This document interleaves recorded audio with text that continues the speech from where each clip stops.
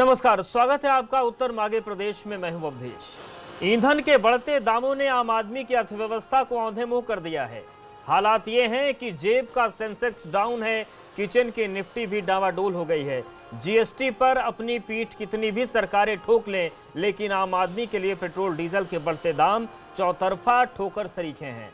अब petrol diesel के रोज बढ़ते दाम की तरह सियासत की गर्मी भी 5 पैसा 10 पैसा रोज बढ़ रही है और उफान मारकर मुखर हो गई है। सवालों का सियासी सिलसिला खड़ा हो गया। जनता मौन है इस सवाल के उहापोह में कि कब आएगा दाम में कमी का आदेश। यही उत्तर मांगे प्रदेश। पेट्रोल डीजल की महंगाई पर तीखे हुए सरकार से सवाल। बीएसपी ने की प्रेस कॉन्फ्रेंस, कांग्रेस ने किया सड़क पर सियासी बवाल। 23 दिन से लगातार बढ़ रहे हैं पेट्रोल डीजल के दाम। महंगाई से जनता परेशान, कौन लगाएगा बढ़ते दाम पर विराम। बढ़ते पेट्रोल डीजल के दाम पर विपक्ष क्यों न करे शोर।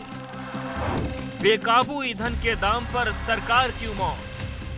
क्यों नहीं आ रहा बेकाबू कीमतें रोकने का आदेश। उत्तर मांगे प्रदेश।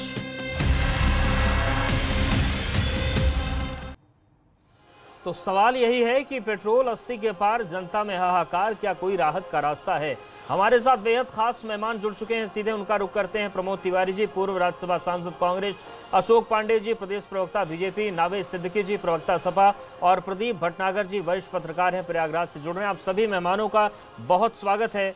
प्रमोद तिवारी जी, सबसे पहले आपके पास ही आना चाहते हैं। जो डीजल और पेट्रोल के बढ़ते दाम हैं, जो जनता की मुसीबत है, क्या अब लगता है कि विपक्ष जब तक एक होकर मुखर नहीं होगा तब तक इस मुसीबत से राहत नहीं मिलने वाली है? सरकार कोई हल नहीं ढूंढ पा रही है। अवधेश जी, सरकार हल ढूंढने का सवाल ही नहीं, सरकार तो लूट रही। मैं सीधे सीधे शब्दों में कह रहा हूं कि सरकार तो लूट रही। कारण क्या है मैं आपको बता दूं। आज मैं रेट आज का बताता हूं आपको। आज कच्चे तेल के दाम है 37.88, यानी आप बहुत माने बढ़ा के से $38 पर बैरल कर लें। एक बैरल में आता है 159 लीटर, 159 लीटर जी। इसको अगर आप मल्टीप्लाई कर दें, डिवाइड कर दें और डॉलर को इंडियन करेंसी में कन्वर्ट कर लें, तो टोटल ये आके कहीं 18 रुपए 19 रुपए लीटर पड़ेगा जी। अब 18-19 रुपए लीटर आप दुनिया के बाजार से कच्चा तेल खरीदे, प्रोसेसिंग, ट्रांसपोर्टेशन सब कर दें 20 रुपए। 20 रुपए का पेट्रोल पे डबल कर दीजिए, लगा दीजिए, डबल कर दीजिए। मैं तो कहता हूं 10%, 20%, 25% टैक्स होना चाहिए, पर मैं कहता हूं डबल कर दो।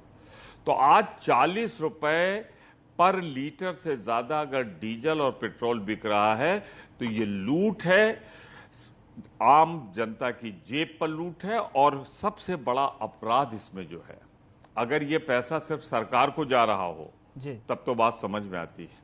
ये पैसा जा रहा है इस देश के 2 सबसे बड़े अमीर लोगों की तिजोरी में, क्योंकि उनको भी इसी लाभ के दाम पे बेचने का मौका मिला। कंपनियों की तरफ इशारा कर रहे हैं। कंपनियां एक तरफ, पर अडानी जी हाँ, अब आप कह रहे हैं इशारा, तो मैं नाम लिए लेता हूं, अडानी और रिलायंस। ठीक है सर, इनका प्रमोद 80 तिवारी रुपए, जी, ये एक बहुत अच्छा पॉइंट आपने उठाया। और सुनिए जरा इसको, एक मिनट अवधेश जी, एक मिनट। तो आप सिर्फ अगर ये पैसा जनता से लेते 40 रुपए की जगह 80 रुपए और सरकारी खजाने में जमा करते तो ठीक था। ये पैसा तो आप अडानी के खजाने में जमा कर रहे हैं, रिलायंस के खजाने में जमा कर रहे हैं, और 40 रुपए का 80 रुपए। और दूसरी चीज आप देखिए ना, किया क्या है आपने। ठीक है, अशोक 3 पांडे रुपए जवाब 56 देना चाह रहे पैसे हैं प्रति लीटर था जी। Ashok central Pandey, tax. आप तो पूछ लीजिए अशोक जी से, फिर मैं मौका दीजिएगा। कि कच्चे तेल की दुनिया में कच्चे तेल की कीमत पर ही, हेलो जी सुन पा रहे हैं अशोक जी, बात करिए आप। हेलो देखिए, दुनिया में निश्चित तौर पे कच्चे तेल के आधार पर ही कीमतें तय होती है, ये बात सही है, लेकिन प्रदेश सरकारों का टैक्स भी लगता है। प्रमोद तिवारी जी बोल रहे थे, इनकी सरकार जब थी तो प्रतिदिन तेल का दाम बढ़ता था। आज तो कोरोना संक्रमण का काल है, इनकी जहाँ जहाँ सरकारें हैं वो मिसाल पेश करें टैक्स कम करके। हमारे यहाँ तो जो टैक्स लगा उत्तर प्रदेश सरकार का, वो पारदर्शिता के आधार पे है, वो पैसा अडानी को नहीं जा रहा है, कोरोना काल में अंतिम आदमी को जा रहा है, जिसको भोजन की व्यवस्था, उसके खाते में 1000 रुपये की व्यवस्था, उसे अन्न की व्यवस्था, उसे क्वारंटाइन सेंटर बनाने की व्यवस्था, अस्पताल की व्यवस्था हमारी सरकार ने किया है। ये तो संक्रमण काल है प्रमोद तिवारी जी, इस काल में तो ये पैसा दिखाई दे रहा है। आज अगर भारतीय जनता पार्टी की सरकार न रहती तो उत्तर प्रदेश की ठीक है अशोक जी, आपका जवाब हम प्रमोद जी से लेते हैं। प्रमोद जी, आप जवाब दीजिएगा, लेकिन चूंकि आप लोगों ने इस पूरे बहस में ये भी सवाल उठाया कि जो बीजेपी के बड़े बड़े नेता साइकिल और सिलेंडर लेकर सड़कों पर उतरते थे, आज वो मौन है, तो उस दौर की सियासत एक बार हम लोग याद कर लेते हैं, देख लेते हैं, फिर आपका रिएक्शन लेंगे। का नौ करना एक नौटंकी है, इट्स अ ड्रामा। अपनी जिम्मेवारी टालकर डीजल कंपनियों को लूट की खुली छूट देने का निर्णय सरकार ने किया। Oil companies have been allowed to make small corrections from time to time. Emphasize the word small. Small corrections from time to time. That I believe the Petroleum Ministry has allowed the oil companies. So that is what you should report. Pramod sir, आप अपना जवाब दीजिएगा जो BJP के नेता ने कहा, लेकिन देखिए चिदम्बरम साहब का बयान सुने तो वो भी कह रहे हैं कि कंपनियों को थोड़ी छूट देनी चाहिए, वही 5-10 पैसा आज भी हो रहा है। तो क्या पेट्रोल बढ़ने के मामले में लगभग नीतियां एक सी हैं, क्या बस पक्ष विपक्ष में अंतर आ जाता है? मैं अवधेश जी थोड़ा सा अशोक भाई को मैं एक बात समझा दूं, पहले उनकी बात का जवाब दे दूं। जो उन्होंने कहा कि राज्यों पर जा रहा है और राज्य वो अंतिम व्यक्ति तक दे रहे हैं, उनको शायद ये फैक्ट ना मालूम हो, तो मैं उनकी जानकारी में दे दूं और फिर उसके बाद वो चाहें तो अपनी मदद के लिए मंगा लें। डीजल पे 3.56 प्रति लीटर यूपीए की सरकार में सेंट्रल टैक्सेस थे, कितना 3.53, 3.5 रुपए। आप जो चिदम्बरम साहब ने कहा आप थोड़ा सा बढ़ा दीजिए, इसको 10% बढ़ा दीजिए, 15% बढ़ा दीजिए। मालूम है कितना बढ़ाया इन्होंने? 1000%, 10 गुना। और आज प्रति लीटर डीजल पे सेंटर का टैक्स कितना है आपको मालूम है? 31 रुपए 83 पैसे, 31.83। 3.5 से 31 रुपए किया है इन्होंने जी।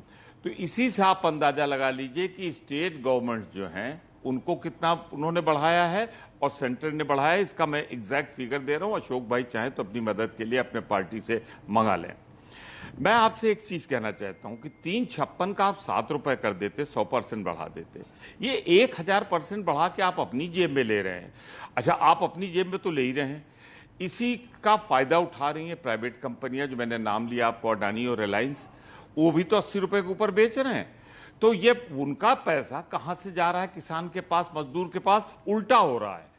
पंडित जवाहरलाल नेहरू, जिनको हर मामले में ये दोषी मानते हैं, इस मामले में भी दोषी वही है। उनके जमाने से एक नीति बनी जिसे इंदिरा जी ने, लाल बहादुर शास्त्री जी ने और आदरणीय अटल बिहारी वाजपेयी ने फॉलो किया। अब सवाल ये है कि अपने अपने तर्क हैं, हमने 2014 के पहले की राजनीति भी देख ली, बयान भी सुनवा दिए, राहत का रास्ता क्या है?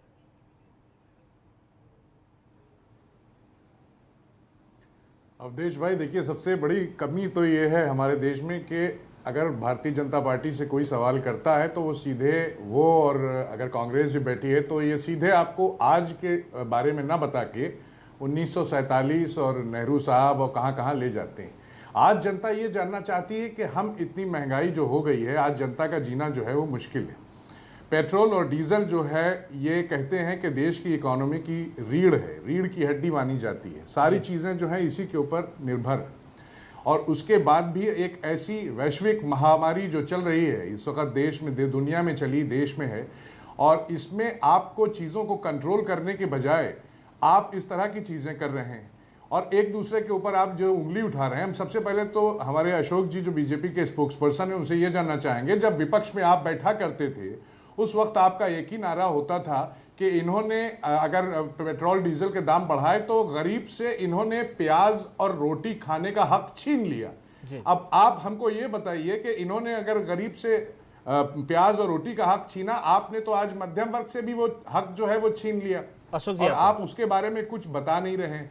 आपसे जो सवालात अवधेश भाई ने किए, अवधेश भाई एक हिंदुस्तान के एक अच्छे पत्रकारों में से एक हैं, एक अच्छे एंकर में से हैं। इन्होंने जो सवाल किया आपने सीधे ले गए कि हमने कोरोना में इतने बेड दिए, हमने अस्पताल में ये किया, हमने क्वारंटीन सेंटर बना दिए। नावेद जी, लेकिन आप भी जिम्मेदार विपक्ष के नाते कम से कम उम्मीद तो की जा सकती है कि आप भी बताएं रास्ता क्या हो सकता है, और इसकी उम्मीद करते भी हम। प्रदीप भटनागर सर, ये जो पूरी तस्वीर है, जो कुछ भी हो रहा है, और हमने 2014 के पहले के 2 बयान भी सुने 2 बड़े नेताओं के, ये पेट्रोल डीजल के दाम जो रह रहे कर कुछ सालों में आसमान छू लेते हैं, इनसे निपटने का रास्ता क्या कुछ नहीं है? क्योंकि जब जो सत्ता पक्ष और विपक्ष बदल जाता है, बयान आप देखिए लगभग एक जैसे हैं। जो पहले आरोप बीजेपी लगाती थी वो कांग्रेस लगा रही है, जो कांग्रेस पहले जवाब देती थी वो बीजेपी दे रही है।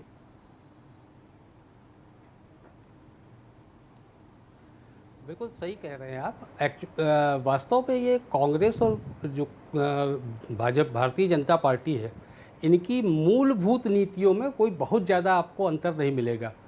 ये मतलब की चीज़ें जितनी चाहते हैं उतनी खुद ले लेते हैं और जब जो चाहते हैं उसको फेंक देते हैं। जैसे अब कांग्रेस की सरकार ने चुनाव के मद्देनज़र ये कहा कि साहब रोज़ रोज़ तेल के दाम बढ़ाने से सरकार की छवि खराब होती थी। इन्होंने बिना किसी बड़े पॉलिटिकल वे में एक वो निर्णय लिया कि तेल कंपनियां दाम तय करेंगी और बढ़ाएंगी। नतीजा तेल कंपनियां दाम बढ़ाने लग गई। अब मोदी जी के सरकार में आने के बाद ढेर सारी चीज़ें बदली, लेकिन चूंकि ये सरकार के फ़ायदेमंद चीज़ थी, ये नीति कांग्रेस की, ये एज इट इज चलती रही। तो जब कांग्रेस ने ये किया था कि तेल कंपनियां दाम बढ़ाएंगी, तब हम सब लोगों ने उस समय भी विरोध किया था कि तेल ये जो पेट्रोल और डीजल इतनी एसेंशियल कमोडिटी है, इसको सरकार को अपने नियंत्रण में रखना चाहिए। इसको तेल कंपनियों के भरोसे नहीं छोड़ना चाहिए। लेकिन साहब उस समय हम लोग दूसरे किए, आज भी हम विरोध फिर कर रहे हैं। सवाल अशोक पांडे जी यही है कर रहे हैं कि आप लोग तो पूरी व्यवस्था को बदलने आए थे, फिर क्यों एक ऐसी योजना पर टिके हुए हैं जहां पर कंपनियां तय करती हैं? आप लोग मानते हैं कि महंगाई नहीं होनी चाहिए, उसके बावजूद महंगाई बढ़ जाती है। देखिए, आपको बता दें कि अभी पेट्रोल और डीजल की भाई मैं एक सवाल करना चाहता हूं, आपको याद होगा। लेकिन जो भी बात ये लोग पूछना चाहते हैं, जो लोग बात कर रहे हैं, उनको ये सोचना चाहिए कि ये वैश्विक महामारी का काल है।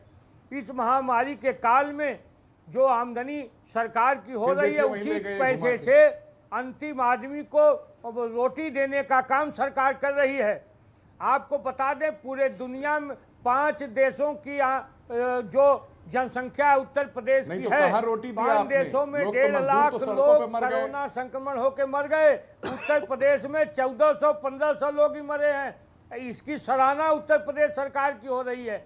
ईमानदारी के साथ बता दें कि वो सारा पैसा जो टैक्स का आ रहा है, वो अंतिम आदमी के साथ सुरक्षा के लिए हम लोग कर रहे हैं। तो अशोक पांडे जी, खुलकर आप लोग बोल दीजिए ना, ये क्यों नहीं बोल देते कि महामारी का दौर है, ये महंगाई बढ़ती रहेगी, आप लोग एक्सेप्ट कर लीजिए, कम से कम बोलिए तो सही, जनता आपके साथ खड़ी हो जाएगी। महामारी है, इसमें थोड़ी कठिनाई जरूर होगी, इसकी तुलना कांग्रेस पार्टी के कार्यकाल से मत जोड़िए। ठीक है सिद्दीकी जी, आप तो वैश्विक महामारी में मुंह में मास्क लगा के ट्रंप भी दौड़ रहे हैं, हम भी दौड़ रहे हैं। अशोक तो जी, सब पहला सवाल सुन लीजिए। अशोक जी, हमारी सरकार, अशोक जी एक सवाल ये करना चाहता हूँ कि ये जो दाम बढ़ाए गए हैं, इससे आप हमको ये बता दीजिए कि मैन्युफैक्चरिंग इंडस्ट्री में अगर देखा जाए तो 30 से 40% योगदान जो है वो ऑटोमोबाइल सेक्टर का है, ऑटोमोबाइल इंडस्ट्री का होता है। 6 महीने से क्या कंडीशन चल रही है ये हम आप देख ही रहे हैं।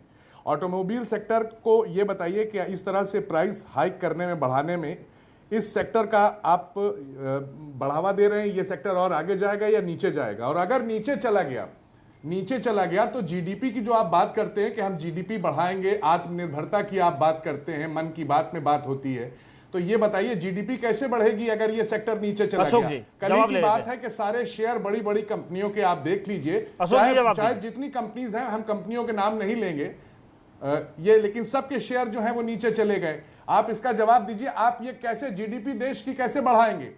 आप इसका जवाब दे दीजिए पांडे जी। देश देख रहा है आपको आज, और मन की बात में तो आपने बात ही नहीं की। आदरणीय प्रधानमंत्री जवाब ले लेते हैं। प्रयास किया, लोगों से पूछ और लेते कुछ विकास का महंगाई के प्रयास बारे में। कर भी रहे थे, सराहना हो भी रही है, लेकिन ये दुर्भाग्यजनक रहा कि एक कोरोना काल, असंक्रमण काल आ गया। निश्चित तौर पे दुनिया की आर्थिक स्थिति पे इसका असर पड़ा है, तो भारत उससे अछूता नहीं रहेगा। नहीं तो भाई उसके कोरोना बावजूद काल है, तो हम कोरोना भारत काल को में तो लोगों का आत्मनिर्भर ख्याल बनाने रखना के चाहिए लिए ना। जो लोग परेशान हिंदुस्तान हैं, के जो लोग अंतिम पिछले आदमी 6 को महीने भी से परेशान हैं, रोजगार मुहैया उनका ख्याल कराने का रखिए। काम कर रहे हैं। आप तो और इस तरह से चीजें बढ़ा करके और जनता को और दबाए दे रहे हैं। जी हाँ, हम लोगों ने जो आत्महत्या कामगार पे मजदूर मजबूर हैं, हो रहे हैं किसान लोग। हैं, उन्हें रोजगार देने का काम, आत्मनिर्भर बनाने का काम हम कर रहे हैं।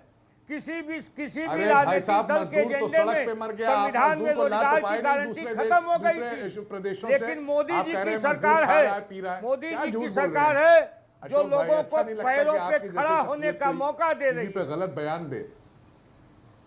ठीक है प्रमोद तिवारी जी, जो बात अशोक पांडे जी ने कही, उन्होंने कहा कि ये बड़ा बुरा दौर है, चौतरफा संकट से इस वक्त हम जूझ रहे हैं, फिर चाहे कोरोना हो, चाहे सीमा पर तनाव हो, इसलिए आर्थिक तौर पर सरकार को मजबूत करना चाहिए। क्या ये भी एक फैक्टर होता है क्या कि चीजें महंगी होती हैं, या फिर ये तर्क मान्य नहीं है? भैया एक सीधी सी बात है अवधेश जी, जरा पूछ लीजिए अशोक भाई से, महामारी का असर जो पड़ा है उसका उल्टा असर पेट्रोलियम प्रोडक्ट पे पड़ा है। ये शायद भूल रहे हैं कि आज दुनिया में सबसे ज्यादा अगर कोई चीज हो गई है तो कच्चा तेल हो गया, निकाल के फेंका जा रहा है, पानी के भाव बिक रहा है। लेकिन क्या सर पानी आपको महंगा लगता हो है गया है, कि कच्चा तेल अभी अब देश हम की ऐसी समझ एक नहीं आर्थिक पा रहे। स्थिति है कि बात- इस मौके का फायदा हम उठा सकें कोरोना से निपटने के दौर में, कि वहां से तेल ले आए, कच्चा तेल स्टॉक कर लें? मतलब जब तक मर ना जाए, जब तक जनता मर ना जाए और उसकी सांस चलती रहे तो आप उसको टेस्ट कर रहे हैं। अरे क्या बात है। मैं कह रहा हूं कि इस महामारी के दौर में सबसे ज्यादा मंदी अगर कहीं है तो वो कच्चे तेल पे है। पानी के भाव बिक रहा है। हम लोगों के समय में यूपीए में तो $139 पर बैरल था, आज $39 पर बैरल है, यानी 1/5 हो रहा है, 1/4 हो गया है। तो ये पेट्रोल का दाम तो 1/4 होना चाहिए। दूसरा, अगर जनता को अगर भला देना था तो 2014 के पहले तो सब्सिडाइज गवर्नमेंट करती थी, जिससे मध्य श्रेणी के उपभोक्ता पे, स्कूटर पे, मोटरसाइकिल पे, ट्यूबवेल पे, ट्रैक्टर पे बोझ ना पड़े। ये तो उल्टा कर रहे हैं। ये तो जिस दिन इस देश के ट्यूबवेल पे, ट्रैक्टर पे, सामान्य परिवहन पे, बस पे, माल ढुलाई के लिए ट्रक पे बोझ बढ़ेगा, तब महंगाई की मार पड़ेगी। 20% तो कह दिया ट्रक ऑपरेटर्स यूनियन ने कि हम बढ़ाएंगे नहीं तो हमारा पड़ता नहीं पड़ेगा। तो ये तो जनता को मार रहे हैं, जनता को लाभ नहीं दे रहे हैं। अगर यही हालत रही तो मैं सिर्फ इतना कहना चाहता हूं कि आज जो इन्होंने आर्गुमेंट अशोक भाई ने किया, मैं उनकी बात को उन्हीं के पाले में डालता हूं कि आज अगर सबसे सस्ता कोई चीज है महामारी में, कोरोना में, तो वो है कच्चा तेल। को खरीदने वाला नहीं, इसलिए दुनिया के बाजार में सबसे सस्ता है। तो उसका लाभ, अब एक चीज हमें बता दें, जब कच्चा तेल महंगा हो तो जनता पे बोझ डालें आप और कह दें कि भाई इसलिए कि दुनिया के बाजार महंगा है, और जब कच्चा तेल सस्ता हो जाए तब भी जनता पर बोझ डालें आप कि भाई वो बिल्कुल, ये सस्ता हो सवाल गया। अहम है। और अशोक पांडे जी, इस सवाल का जवाब आपसे ये लेंगे। यहाँ पर कांग्रेस वक्त एक बहुत सरकार छोटे ने- से ब्रेक का है। सभी मेहमान हमारे साथ बने हैं, फौरन हाजिर होते हैं।